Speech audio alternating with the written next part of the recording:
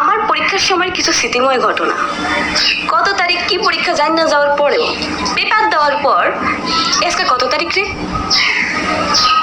পিছনের বান্ধবীটা দেখা লেখার সময় প্রথম লাইন সুন্দর করে লিখি, প্রথম লাইন লেখার পর দ্বিতীয় লাইন যখন দেখবো তখন বান্ধবীর খাতায় প্রথম লাইন খুঁজে না পাওয়া আমি। আমার প্রিপারেশন যেদিন খুব ভালো থাকে সেই দিন যদি স্যারে কড়া গার্ড দেয়, মাথাও ঘুরাইতে না দেয়, কি যে ভালো লাগে আর কি কমু। আর যেদিন প্রিপারেশন খারাপ থাকে সেদিন যদি স্যারে কড়া গার্ড দেয়, মনটায় চায় স্যারের জামালের গোড়ায় খাওয়ায় বাথরুমের দিকে পাঠিয়ে দিই।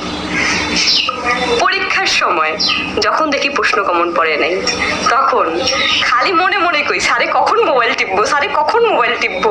সেদিন স্যারে মোবাইলই টিপে না।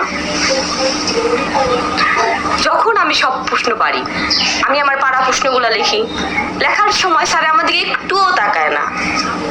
যখন আমি আমার না পারা প্রশ্নগুলা বান্ধবীর খাতার তন দেখতে লিখবো, স্যার আমার দিকেই তাকায় থাকে, এমনকি স্যারে আমার সামনে দাঁড়িয়ে থাকে।